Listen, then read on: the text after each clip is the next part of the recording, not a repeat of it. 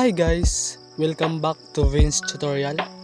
So for today's video, ituturo ko sa inyo kung paano gagamitin yung diff function dito sa ating Python language. Diff function in Python is the keyword for defining function. So sa diff function natin guys is kailangan natin lagyan ng i-define natin kung anong keyword yung ilalagay natin. So dito ilalagay kong keyword is greetings. So next is may dalawang parentheses. So huwag nyo kalimutan yung parentheses guys and colon. So dyan mag-start yung ating function. So print natin guys yung anong i-define natin. So print hello everyone. So that's my greetings guys. So yan yung diff function natin. So ipiprint natin yung hello everyone. So gamit yung diff function is magagamit mo siya kung kailan mo gusto. So instead na ganito yung gawin nyo guys, yung puro kayo print. So yung print is nakakapangit tignan sa ating program. So instead na ganyan yung gawin natin, so ang kailangan mo lang gawin is tatawagin mo yung function para ma-print na yung hello everyone. So ganito lang, greetings and parentheses. So if we run this program, so yan yung ipiprint natin, yung hello everyone. So let's try. So ayan, hello everyone. So napakasimple lang. So gamitin nyo lang yung diff function, matatawag nyo na kung anong nasa loob ng inyong function. So kapag madami yung ipiprint nyo guys, so ganito lang yung gawin. So yung greetings function lang yung i-call nyo or tatawagin para ma-print na lahat ng gusto nyo. So like this. So na-print na yung hello everyone nang hindi ginagamitan ng print function na madami. So ayan lang guys, napakasimple. So kung nagtataka kayo guys kung ano yung dalawang parentheses na yan yung tinatawag na parameterization. So process of taking value or object defined within a function or a method and making them parameters to that function or method in order to generalize the code.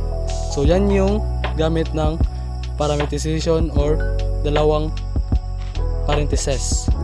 So for example guys, so ganito nga yung gawin. So lalagyan ko ng name yung ating parameterization or parameterize.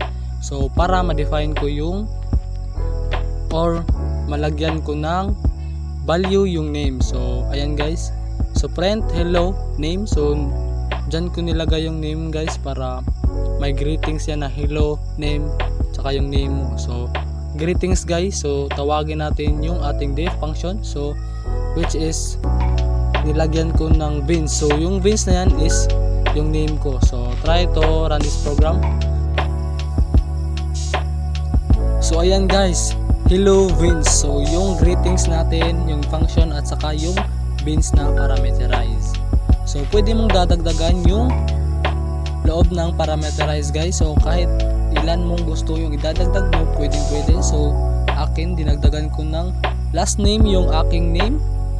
So dadagdagan ko din dito sa print ng last name. So kapag nilagyan ko ng last name yung aking diff function dito sa greetings is yung ipiprint niya is hello Vince tsaka yung last name. So ayan guys, may error kasi bawal yung sa parameterize space. So kailangan mong lagyan ng underscore. So nilagyan ako ng underscore guys. So if we run our program guys, so ayan, hello Vince Carter. So Vince Carter yung nilagay natin na name at saka last name guys. So ganun lang guys kung magamit kayo ng diff function at saka yung parameterization. So pwedeng dalawa. So pwede ring number guys o kahit anong ilan yung gusto guys ilagay nyo sa parameterize.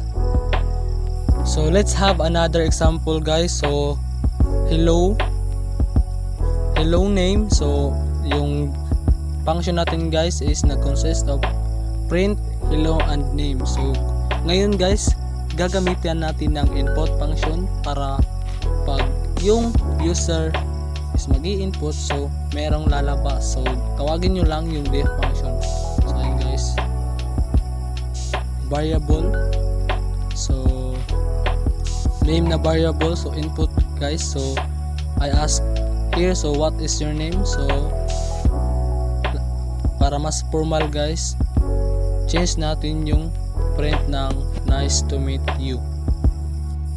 So next, so tatawagin na natin yung ating greetings guys. So yung function natin, tatawagin natin sa greetings name.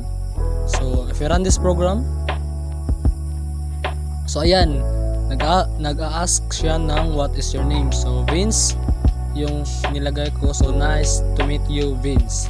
So ganun lang guys, kasimple gumamit ng diff function dito sa ating Python language.